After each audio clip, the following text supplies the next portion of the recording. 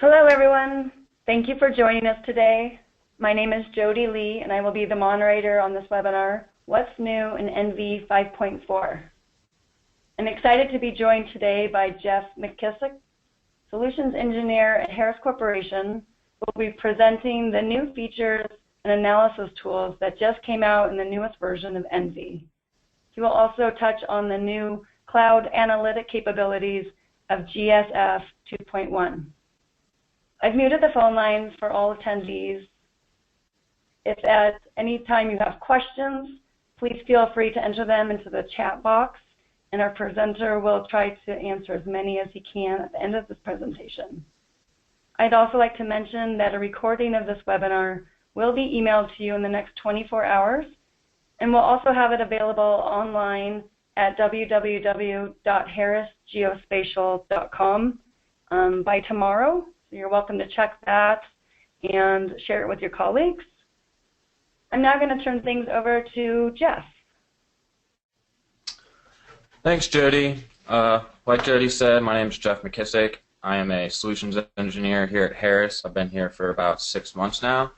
And today's webinar, we're going to be going over some of the new features we have coming out in our new release of ENVI 5.4.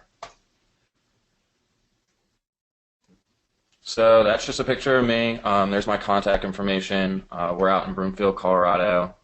Like Jody said, we're going to have a recording of this webinar released 24 hours after this. And if you have any questions, I'll try and answer them at the end of the webinar. And if I don't get to all of them, feel free to reach out.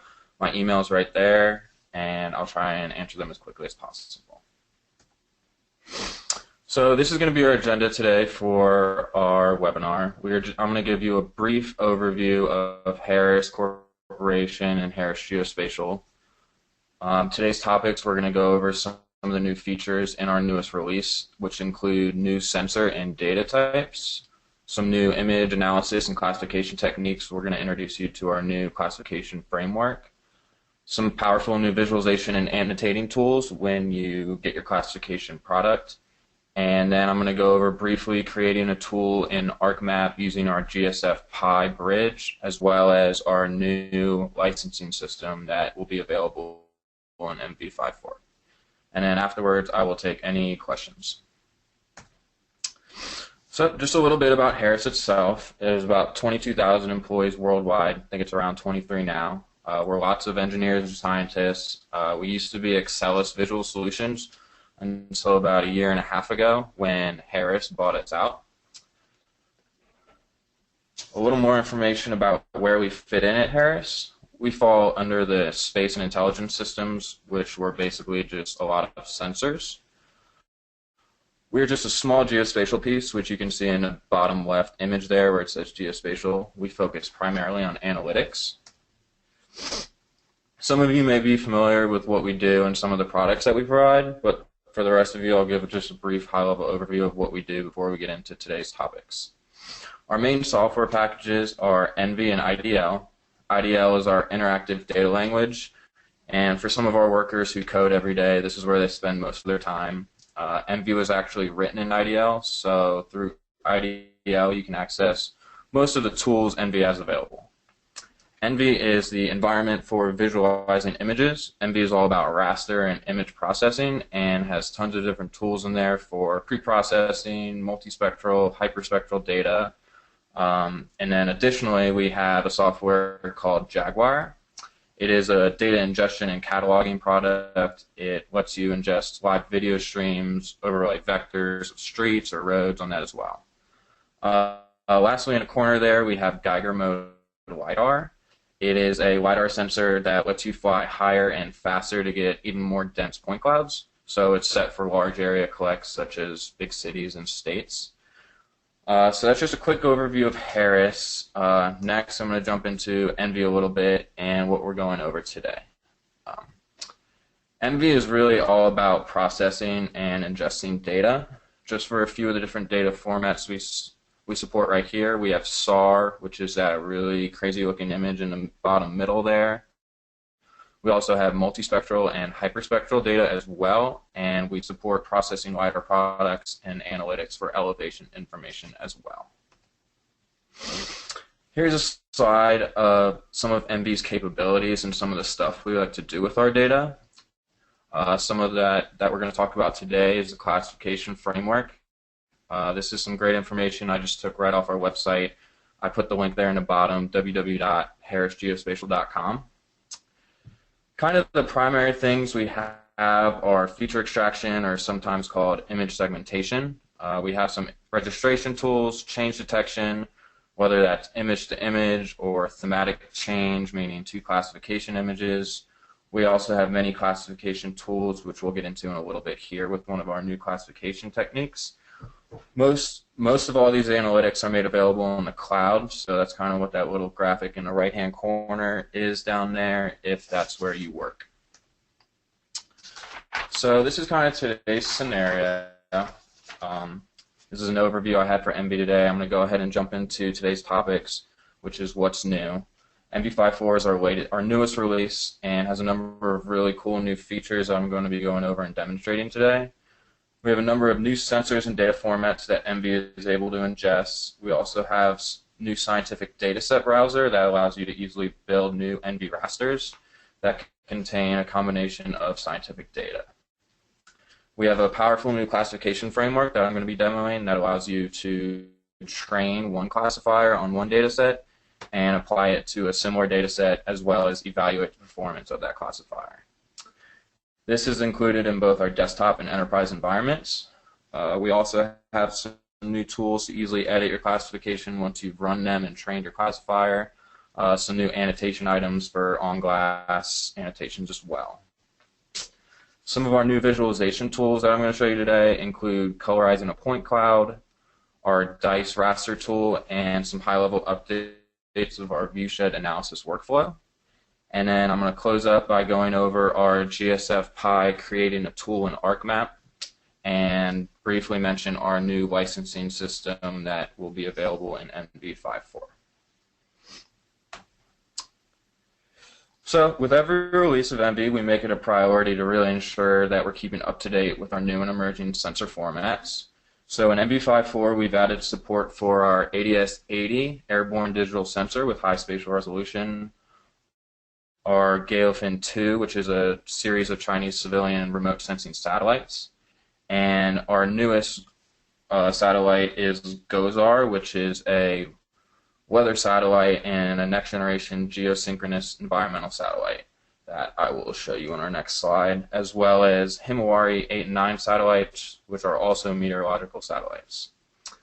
We also have the ability to read net CDF and HDF raster datasets with our new scientific dataset browser, which I'll show you in here in a second as well. This next slide is just a simulated cloud and moisture image of our GOES-R satellite. This isn't the real data that's been released yet. When we do, it'll look a little different, but this is just a good representation of what it might look like, and this also has some of our new annotation tools added to this image as well. If you can see in the bottom there, we added a color bar, some grid lines, and a few titles as well. So this is our scientific dataset browser. I'm just going to go through this briefly before I go ahead and open it up in ENVI and demo it for you. This will support any HDF and NetCDF raster dataset. The dataset browser lets you easily build new ENVI rasters that contain a combination of scientific data, attributes, and lat-long information. So I'm going to go ahead and close out of this and open ENVI real quick. So this is our ENVI interface for those of you who haven't seen it. And I am going to open a H5 AVR HRR dataset from Hurricane Bonnie. If I just drag it in here, a dialog will open up with our dataset browser. Some of the new updates we have to this are the dataset browser user interface has some new icons that simplify the process for building rasters. So if I open these up, we have these three little buttons in the middle that will transfer them to our raster builder and build our raster. We can add standard ENVI header fields to the new raster with known metadata, as well as selecting latitude and longitude datasets from the source file and adding them to the geographic information folder. So I'm going to go ahead and add a couple of these just to show you how it's done. If I click on 3 of them, maybe not this one, click on these 3, move them over, they get added to our raster. We'll go ahead and add our image, and then maybe just projection info.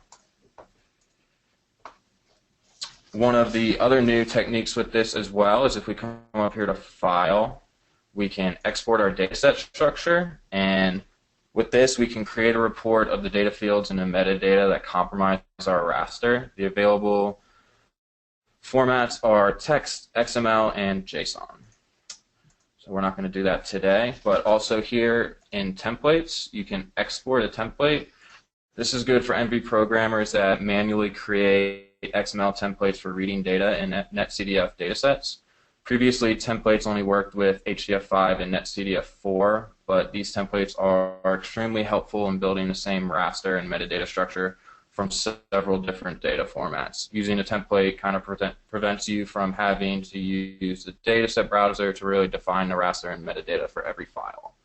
So we built our raster, and then we can just come down here to create raster, and it opens up. We get our nice little image, and that's pretty much how you use the scientific dataset browser.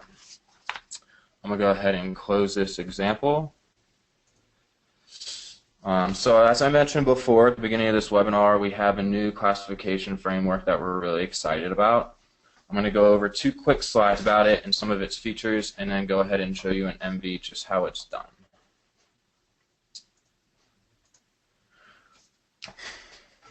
So the new ENVI classification framework provides a powerful and flexible way to classify your data. You can create and train a classifier on one data set and apply it to similar data sets with similar features.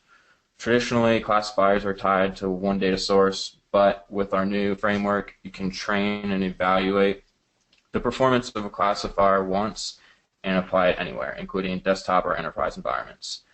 These classifiers included now are support vector machine and softmax regression, as well as iterative and gradient descent trainers. So as you can see in our little sequence here at the bottom of the slide, you start by finding examples in your image or your ROIs, regions of interest. These are specific features in your image that you can easily differentiate and identify so that you can train your classifier. Next, we're going to insert these ROIs into our softmax regression classifier and run it through one of our 2 trainers, either the iterative or gradient descent I mentioned before. If we did a good job of training our classifier, then our evaluation curve is going to look something like that 3rd image right there, just a descending L curve. If we did a bad job of picking our ROIs, our graph is going to show some sort of funky up and down, like not a clean L curve like we have here. So lastly, we apply that to our image, and we get back a nice classification image that I'm going to go over here in a second. Lastly, pertaining to our classification updates, you can affix certain annotation items to display on your screen, and they will remain stationary while you zoom, pan, rotate around. These are called on-glass annotations. These include text, symbols, legends, scale bars, color bars, grid lines, anything that's going to really make your final product look a little nicer. So I'm going to go ahead and jump into our next demonstration of our framework. For today's scenario, we're going to be using customer data we received from Urgis. It is a large grass field that we previously did some classifications on, where we were trying to find invasive species of weed. So as you can see here, once it loads on your screen, we're going to have a big grass field of a couple different shades of green. The customer gave us a few shapefiles on this image to kind of show where our invasive species was that we were looking for. So pertaining to our classifier, the first thing we needed to do was get some ROIs and some training data. So prior to this webinar, we created some of our own already. I'll go ahead and zoom and wait for it to come in for you. But here in red, we made a ROI for dirt. And then if I come over here we had some of our just regular grass that isn't our invasive species, and then where I have in blue over here was one of the shape files where we knew that our invasive species actually was. So the next step here, we have our ROIs, we have our image. The next thing would be to train this and apply it. This process took about 2 minutes, so I went ahead and did it beforehand and came up with our classification image. Once this loads, it'll look something like this. We got a pretty good image of everything in red here was our dirt. We didn't get too much grass because it kind of was noisy and pretty similar to some of our dirt patches. And then that invasive species in blue, where we knew we had some, was found pretty well. ENVI has some also pretty good tools, the transparency tools, so if we want to look at the layer under it, can slowly go back and forth, and you can see kind of down here in that bottom left corner where we have our blue invasive species ROIs, it did a pretty good job of classifying that as what we wanted it to be. So that's going to be all for our classification demo. I'm going to remove all our layers and clean this up a little bit, and as I mentioned before, we have a number of new visualization techniques that I'm going to go through a few brief slides for, just real quick. I'm going to describe what each one is, and then I'll get into how to actually set them up and run them in ENVI. We're going to be using the same data set for each of these techniques, and we're going to start off by using our dice raster tool. Our dice raster tool, what this does is it separates our raster into tiles based on either tile count, distance, pixel count, or a vector shape file. So pretty much it's taking a large image like that and subsetting and cutting it up into smaller tiles. The next tool I'm going to go over will be our colorizing a point cloud. Once we've divided up our image into smaller tiles, we're going to colorize that point cloud using RGB data from a raster at the same location as our point cloud file. So what this is doing is each point in our point cloud is receiving a RGB value of the raster pixel that has the same location as that raster image that we are applying it to. Lastly, I'm going to go over a viewshed analysis workflow. After we've colorized our point cloud and diced up the raster, we're going to go ahead and load our digital elevation model of the AOI we have here in Boulder and see if we can get a good viewshed of some of our scene. Our viewshed analysis workflow has been updated with some new observer constraints such as horizontal and vertical field of view, azimuth, pitch. These view constraints can more accurately model line of sight analysis due to a new algorithm they decided to use called the Israelevitz algorithm. This performs really well in densely sampled terrain elevation models. So it works really good with our Geiger LiDAR. So I'm going to go ahead and get back into ENVI. And the data set we're going to be using today is just a normal TIFF file, a RGB 3-band image of Boulder. If I open it up, we have Boulder, we have our flat irons. Looks pretty nice. So if I come over here to our toolbox and I search for dice raster, we'll get this tool right here, and it says you can do it by distance, pixel count, tile count, or vector. We'll just do tile count. It's the simplest one. Our dialog comes up and it's going to ask for our input raster, so we're going to use this Boulder TIFF file that we just loaded up. X tiles and Y tiles is how many tiles up and down for X, and then or up and down for Y, and side to side for X. We'll just go with 2 for each to make our processing time a little faster. And then you click OK, and we'll go ahead and call it something else. And this should run pretty quickly. Should see it updating on your screen. And then over in our layer manager, we're going to have our 4 tiles that it just created. So I'll turn off our original image, and then each of these got broken down into a separate layer. So it's a pretty good tool for if you're trying to use a subset, or this would work really well with our classification workflow. If you wanted to just test it on one of these tiles and then apply it to the other three, that could work as well. So that's going to be our dice raster tool. Next, I'm going to go into our Colorizing a point cloud.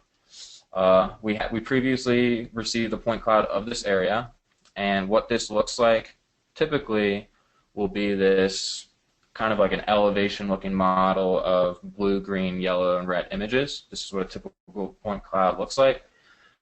So this will be our kind of where we start from, and then we'll get this, and in our toolbox, if we come over here and type in just color, it'll say color point cloud right here.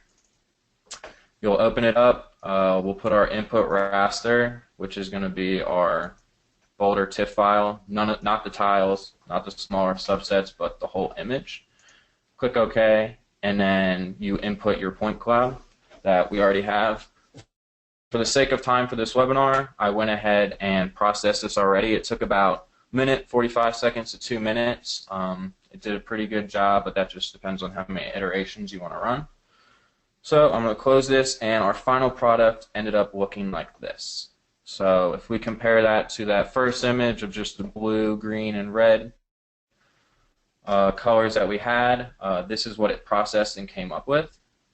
As you can see, it did a pretty good job. It looks true color. Your RGBs are applied pretty well. If I come back over here to ENVI and I zoom in on that area right here, the colors seem to match up pretty well and have done a good job.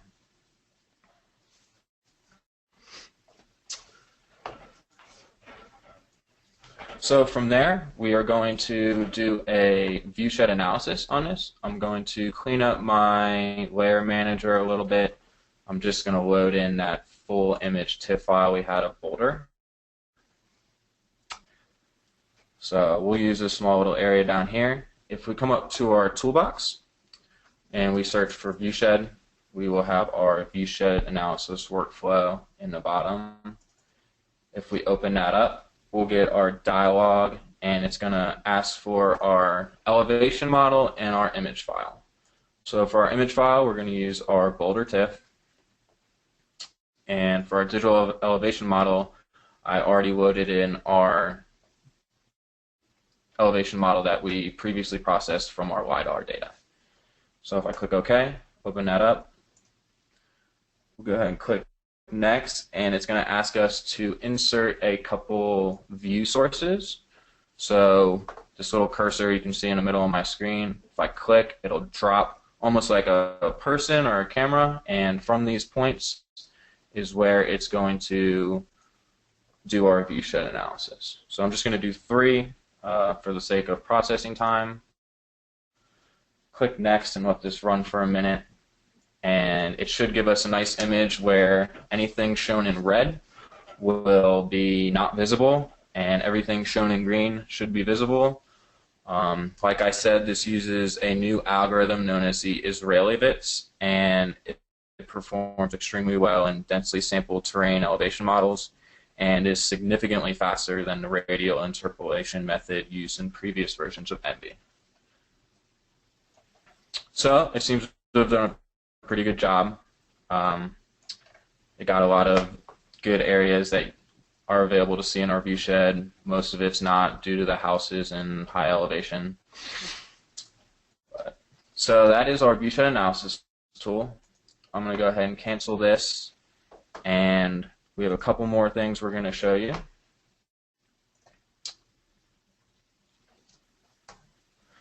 The last tool I'm going to show you is our GSF Pi tool. GSF Pi allows you to integrate ENVI analytics into an ArcMap toolbox so that any task or tool that you're able to use in ENVI can now be made available and called in ArcMap.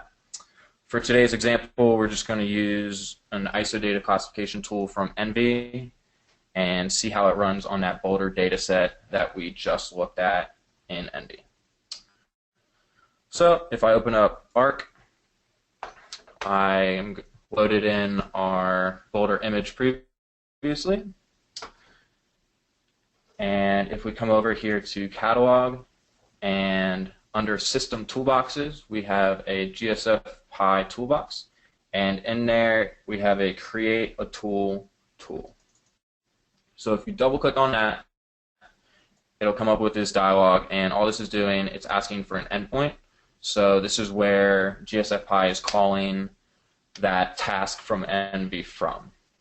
So over here on the right, it tells you exactly what to type in, what to put, anything like that. So I'm going to go ahead and type in our local host. We're calling ESC, and we're going to be calling ENVI. And like I said, we're going to be doing ISO data classification. The important thing about this is to make sure that you spell the tool exactly correct. Otherwise, it's not going to read or understand what you're doing. Our output toolbox, this is where we're going to go to our home folder and call it whatever you want. These previous toolboxes are ones I've made before this. So we'll just call it GSF Toolbox 5. Go ahead and click Save.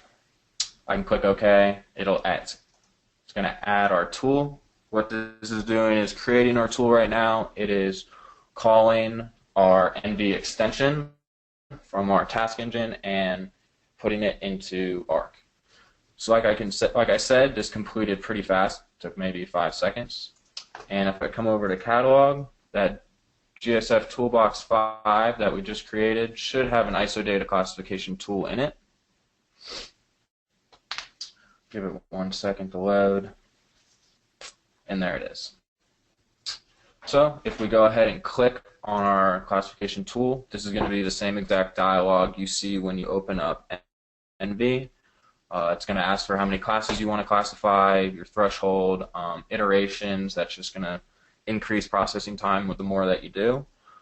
For processing time, it took about 1.5 to 2 minutes for this one as well. So I previously ran it in the sake of time for this webinar. So I'm going to close this, and our classification image ended up looking like this.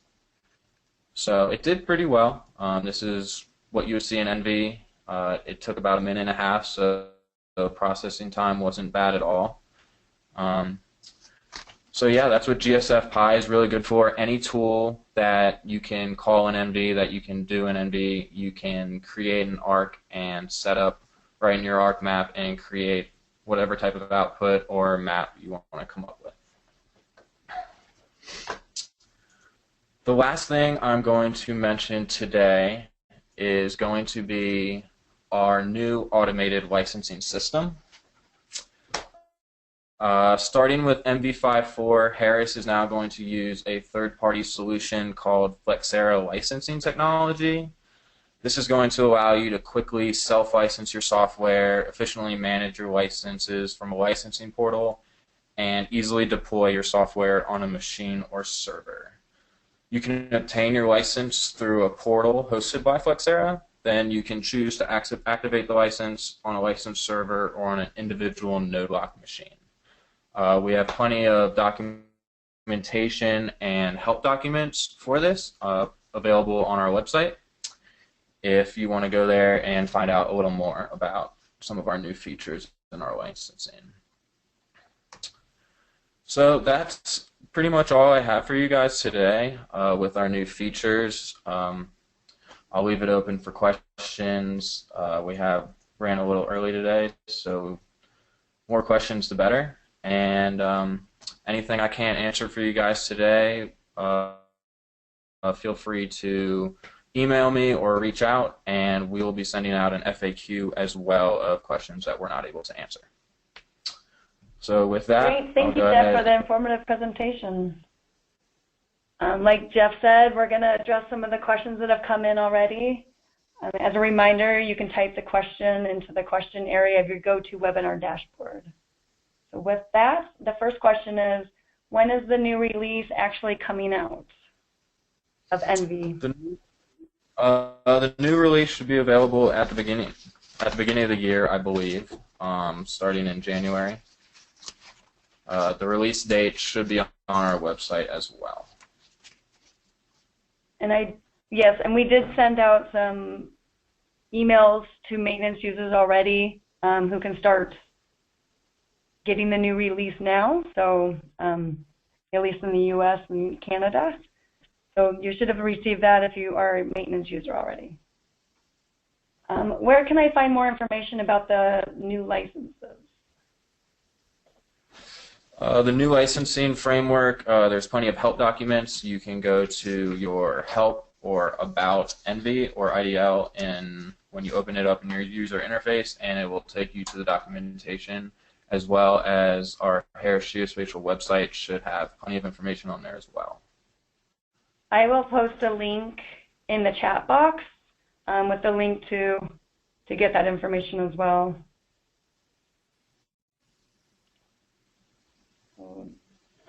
Can GSFPY call any tool from the ENVI toolbox into ARC?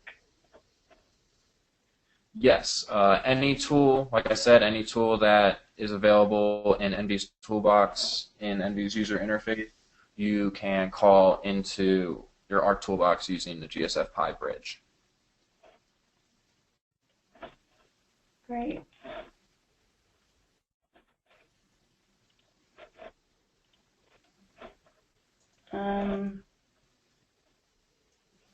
I've lost the questions.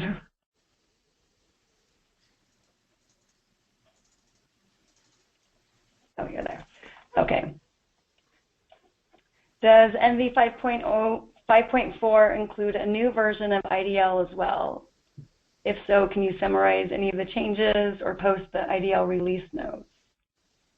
Yes, so we do have some cool new features coming out in IDL 8.6. It will be released with ENVI 5.4. We didn't go over too much today, but we do have a really good help document on all the new features in IDL that we can make available to you immediately, yes. Great.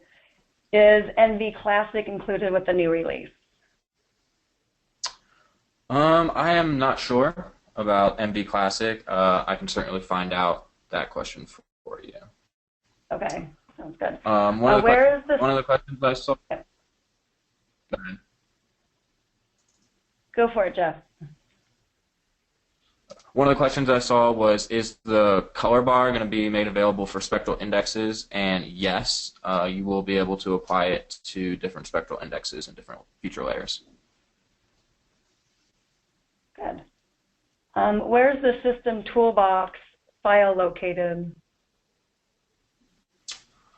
The system toolbox file location should just be right there in ARC in the catalog. If you come over here to catalog and under, I believe, yeah, under toolboxes, you have my toolboxes and then system toolboxes, and the GSF bridge will be in, there will be a tool in there for it if you have that in your subscription. Okay. Can you explain more on the licensing options? Is it not server-based single license option anymore? I am not sure. Any licensing questions, our technical support team is really quickly and good at getting back to people. They've had a lot of questions regarding the new licensing, so they're really jumping on top of any question they have about that. Personally, I'm not sure the logistics about what goes into the new licensing, so we can get that question answered for you as well. Great. There's some other questions about the licensing server, so we can do that in the FAQs.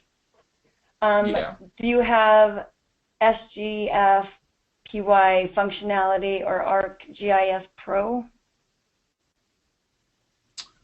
ArcGIS Pro should work fine. I'm not sure about what that first one was. I am not sure either. Do you have any other questions on your side, Jeff? I don't know. Anything regarding licensing or IDL, we will put together a in-depth FAQ for any questions you have about that. Okay. Oh, I have a couple more. In ENVI 5.4, or is ENVI 5.4 having any recoding tools for refine the classified data? I guess. Say that one more time. Sorry, I didn't hear you. Is ENVI 5.4 having any recoding tools for refining the classified data? Does that make sense? Yes. Our new classification framework does have some manual coding and cleanup for it. I'm not sure about exactly how to all the behind the scenes on that, but there is a lot going on with our new classification framework that I didn't go over today. So any questions on that, feel free to reach out to me individually, and I can give you an in-depth either demo or walk you through exactly how to do it. Great. Somebody did ask if I can post the training courses into the chat box as well, so I'll do that shortly. We will have a recording of this webinar. Somebody was asking about that, so it will be up on our website at www.harris.com, and I will also email it in the next 24 hours to everybody who registered. So you're welcome to share it with your colleagues.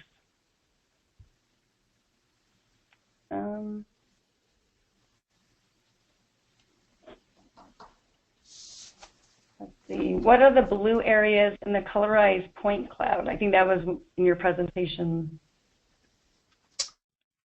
In the presentation.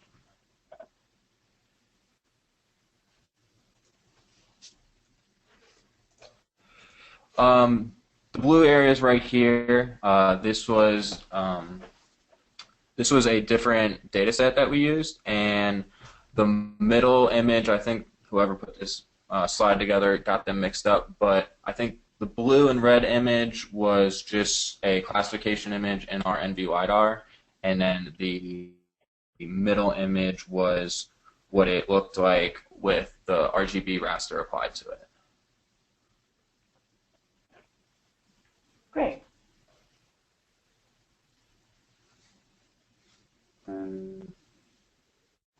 Does ENVI plan on supporting manual point cloud editing of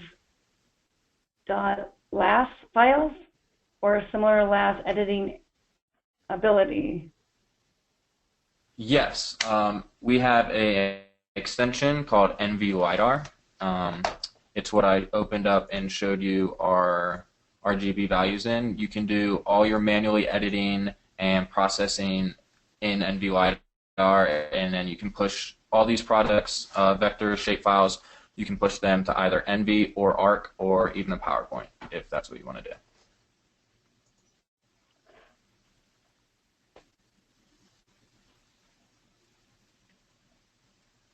Another question that came in is the first version that will be included with the GSF-PY bridge. Is this the first version? Yes, I believe so. We haven't really released anything with GSF. It was formerly known as ESE, but yes, this is going to be our first version, I believe, released in ENVI. Great.